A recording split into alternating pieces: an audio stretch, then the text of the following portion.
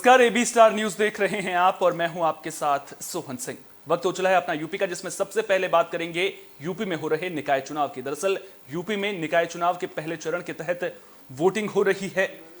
5 तस्वीरें आपकी स्क्रीन पर हैं। इन तस्वीरों के जरिए आप देख सकते हैं कि निकाय चुनाव को लेकर लोगों में खूब उत्साह देखने को मिल रहा है। उन्नाव में पिंक बूथ बनाया गया था, जहां पर महिला बूथ कर्मी नजर आए। इसके अलावा झांसी की तस्वीर आपकी स्क्रीन पर है, जहां पर लोग मतदान करने के लिए बड़ी संख्या में पहुंचे। सुरक्षा के भी पुख्ता इंतजामात नजर आ रहे हैं। देवरिया में गुब्बारों से बूथ को सजाया गया है, तो प्रशासन की ओर से तमाम इंतजामात देखने को मिल रहे हैं। ये तस्वीरें उसकी बानगी पेश करती हुई मुजफ्फरनगर में भी मतदाताओं की भीड़ नजर आ रही है। पोलिंग बूथों पर लंबी लंबी कतारें नजर आ रही हैं। और आखिरी तस्वीर मथुरा की आपकी स्क्रीन पर है, जहां पर मताधिकार का प्रयोग करने के बाद जो वोटिंग फिंगर होती है उसे दिखाते हुए मतदाता नजर आ रहे हैं। आपको बता दें कि नगर निकाय चुनाव में पहले चरण के लिए आज वोटिंग की जा रही है और इसे लेकर लोगों में खूब उत्साह देखने को मिल रहा है। सीतापुर की तस्वीर भी आपकी स्क्रीन पर है। आप देख सकते हैं कि कैसे पुलिसकर्मी मौके पर नजर आ रहे हैं। चाक चौबंद व्यवस्था नजर आ रही है। अमरोहा में भी पुख्ता इंतजामात नजर आ रहे हैं। मुरादाबाद की तस्वीर आपकी स्क्रीन पर है, जहां पर लंबी लंबी लाइनें पोलिंग बूथ पर लगी हुई हैं और बाकायदा साफ तौर पर लिखा हुआ है कि फर्जी मतदाता जो है वो अपने मताधिकार का फर्जी तरीके से इस्तेमाल ना करें। साफ तौर पर लिखा हुआ है कि आप कैमरे की निगरानी में हैं। तो कुल मिलाकर चाक चौबंद इंतजामात देखने को मिल रहे हैं। रायबरेली में भी चाक चौबंद व्यवस्था नजर आ रही है। और आखिरी तस्वीर बिजनौर की भी आपकी स्क्रीन पर है, जहां पर भी पुलिसकर्मी बड़ी संख्या में नजर आ रहे हैं। चार और तस्वीरें आपको दिखाएंगे।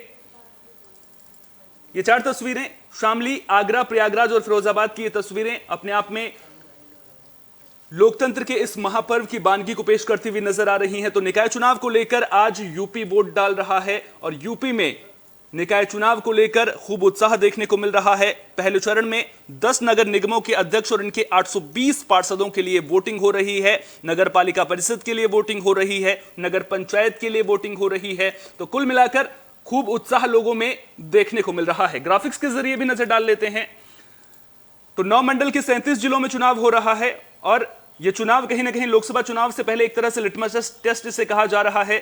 10 नगर निगमों के अध्यक्ष, 820 पार्षदों के लिए चुनाव हो रहा है। 103 नगर पालिका परिषद अध्यक्ष और इनके 2740 सदस्यों के लिए पहले चरण के तहत वोटिंग की जा रही है। 275 नगर पंचायत अध्यक्ष, 3645 नगर पंचायत सदस्यों के लिए चुनाव किए जा रहे हैं।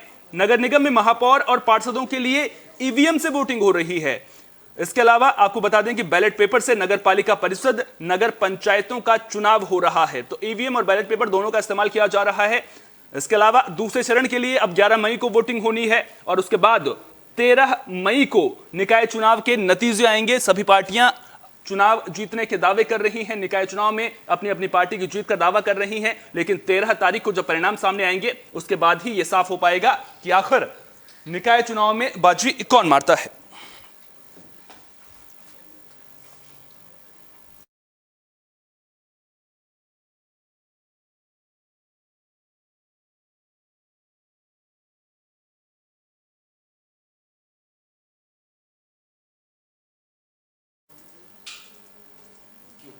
वहीं निकाय चुनाव के दौरान सियासी दिग्गज भी मताधिकार का इस्तेमाल करते हुए नजर आए। सीएम योगी आदित्यनाथ भी पहले मतदान फिर जलपान के मंत्र का पालन करते हुए नजर आए।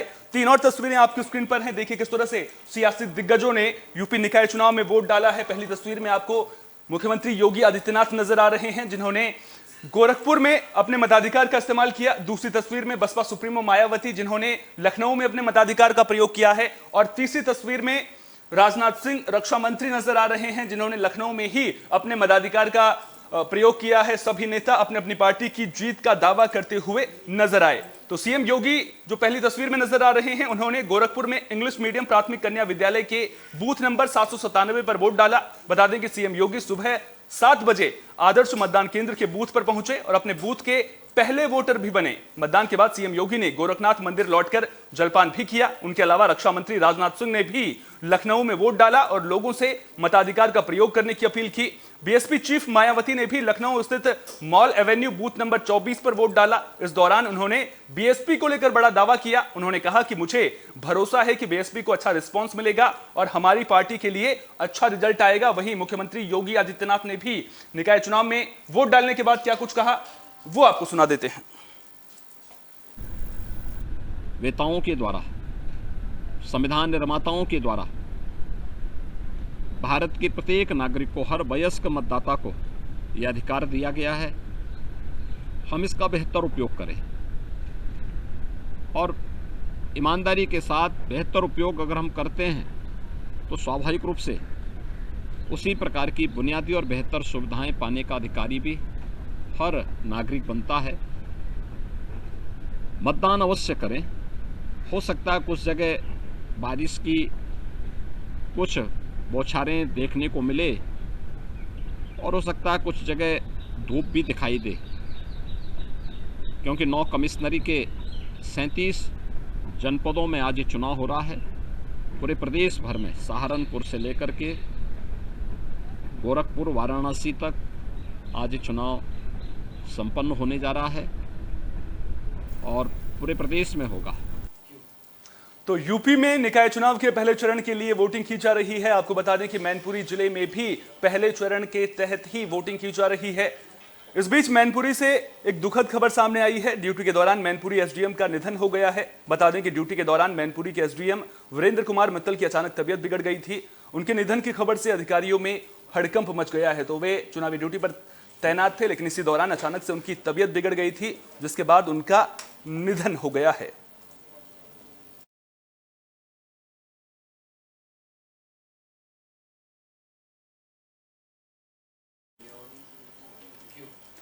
निकाय चुनाव के लिए वोटिंग के दौरान कई जगहों से ईवीएम में गड़बड़ी की खबरें भी सामने आ रही हैं। आपको बता दें कि आगरा में वोटिंग के दौरान 24 ईवीएम में खराबी की शिकायत मिली, जिसके बाद कुछ मशीनों को बदला गया, वहीं कुछ को मौके पर ही ठीक कर दिया गया।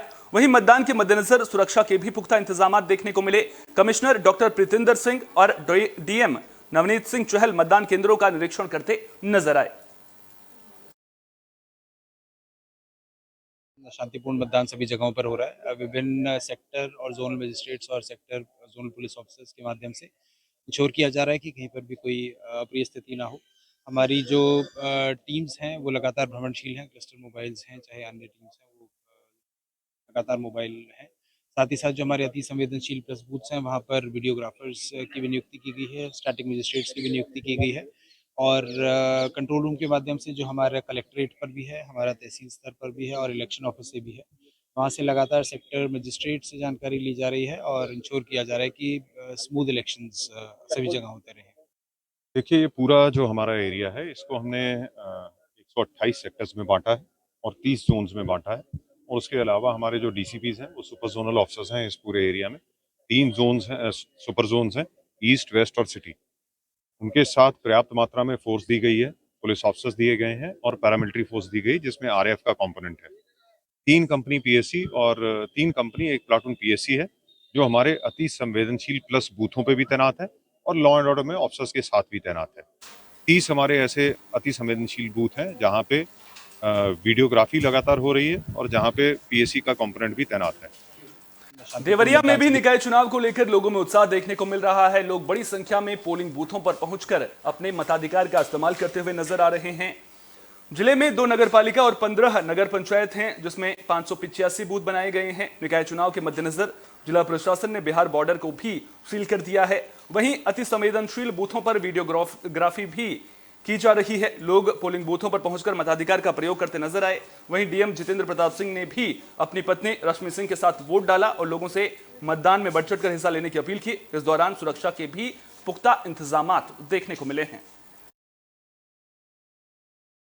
नगर पालिका क्षेत्र में मैं भी 1 वर्ष निवासरत हूँ परिवार सहित, तो उसी क्रम में मेरे द्वारा और मेरी पत्नी द्वारा मतदान यहाँ पर स्वामी विवेकानंद स्कूल पर किया गया है। और सभी नगरवासियों से, सभी देवरिया वासियों से ये अपील है कि जो भी मतदाता है नगरीय क्षेत्र के, वो सारा कार्य छोड़ के पहले मतदान करें और अपने जनप्रतिनिधियों को चुनने में अपना सहयोग करें ताकि लोकतंत्र की ये संस्था मजबूत हो। निकाय चुनाव को लेकर पुलिस का भी कड़ा पहरा देखने को मिल रहा है। आपको बता दें कि आगरा में पुलिस को बड़ी कामयाबी मिली है।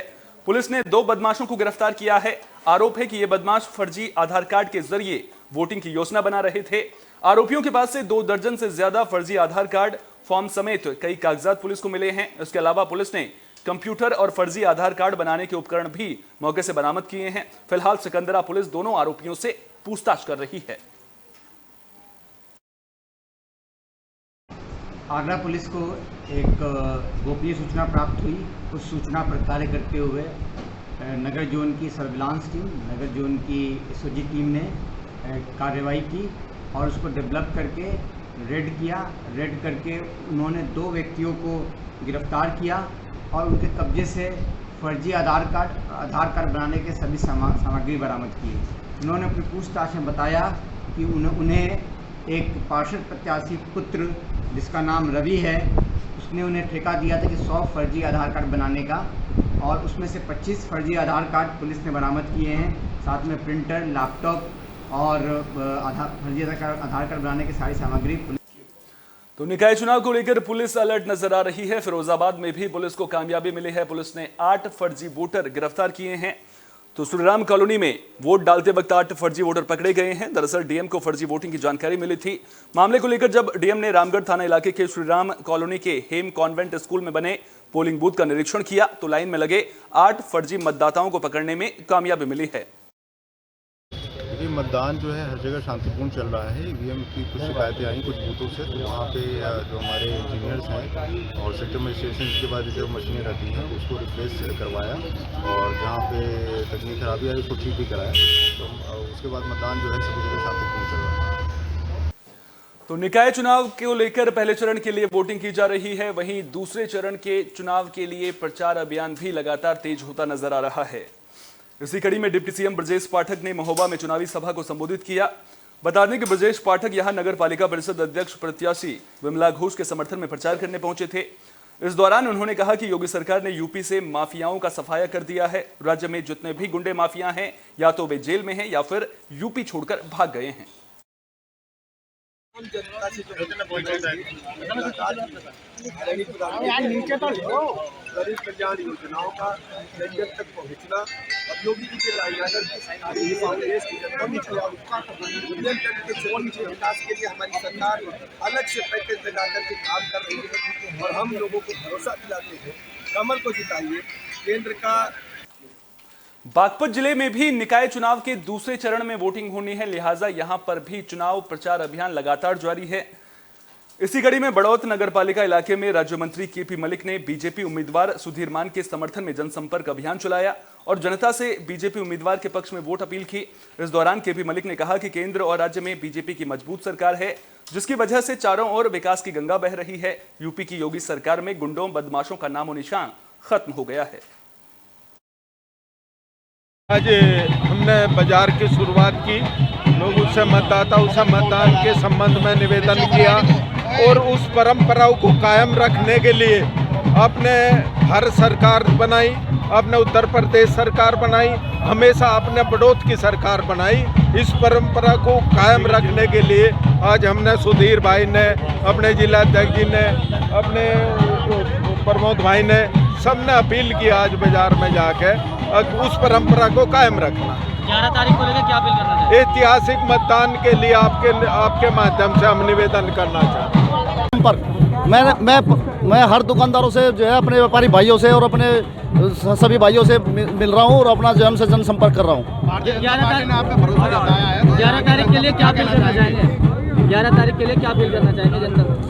मैं ये अपील करता हूँ कि आप लोगों ने केंद्र में सरकार भाजपा की बनाई है, जैसे उत्तर प्रदेश में भाजपा की सरकार बनाई है, नगर में भी सभी जनता सभी लोग मिलकर जिस तरीके से प्यार मिल रहा है, सभी लोग हम लोगों को जिताएंगे और यहाँ पर भी ट्रिपल इंजन की सरकार बनेगी।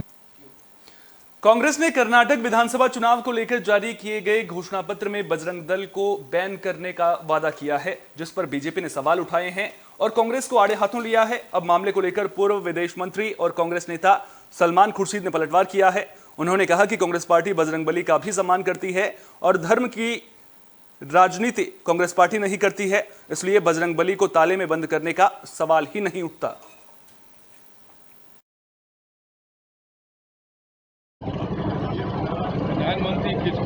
जो लोग जुड़े किसको किससे तोड़े, हमें उससे कुछ लेना देना नहीं है।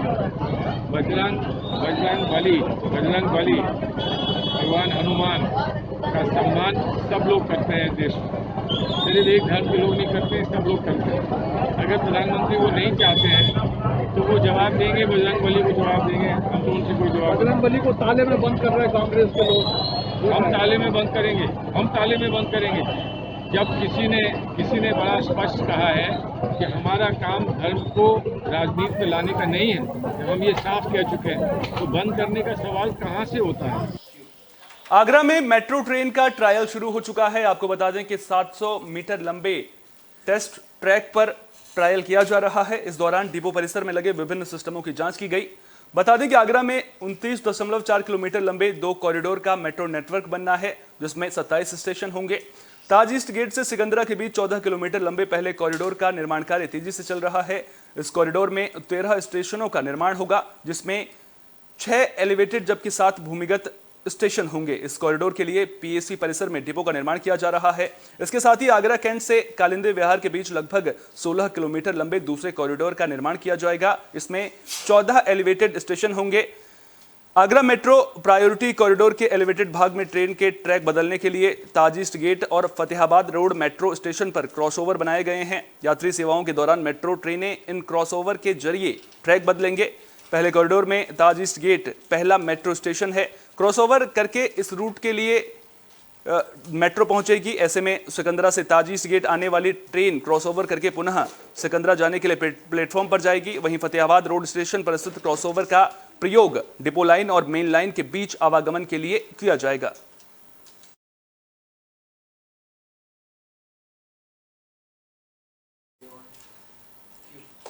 बुलेटिन के आखिर में बात महोबा की, जहां एक लड़की को इंस्टाग्राम पर दोस्ती करना महंगा पड़ गया। दरअसल अब लड़की का कहना है कि युवक ने उसके साथ छेड़खानी की है।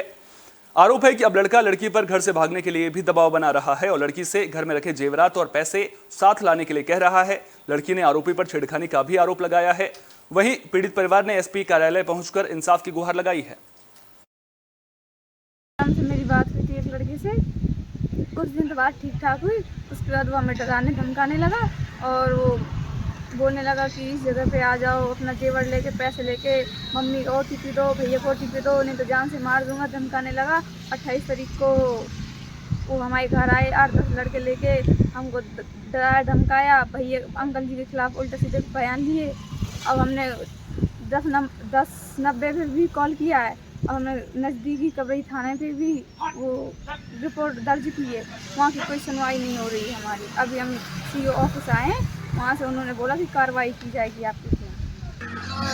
एक लड़का आया कश्यप नाम का, जो मेरी लड़की बहन से जो पहले बात करता रहा, उसको बहलाता फुसलाता रहा है, फिर उससे बोलता रहा कि तुम अपने जो पैसे लेके और जेवर लेके मेरे साथ आ जाओ, हम दूर चले जाएंगे कहीं। तो उसकी लेकर हमारी बहन ने मना कर दिया।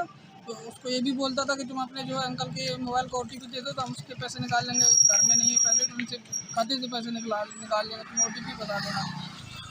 तो इसको लेकर जो हमारी बहन ने हमसे बताया कि लड़का मेरे को ऐसे ऐसे बोलता है, तो उसको लेकर हमने उस लड़के को भी मना किया कि ऐसा मत करना, अगर तुम हमें परेशान करोगे तो हम तुम्हारे खिलाफ कार्रवाई। यूपी की खबरों में फिलहाल के लिए इतना ही। देश दुनिया की तमाम अहम खबरों के लिए बने रहिए AB स्टार न्यूज के साथ। फिलहाल दीजिए इजाजत, नमस्कार।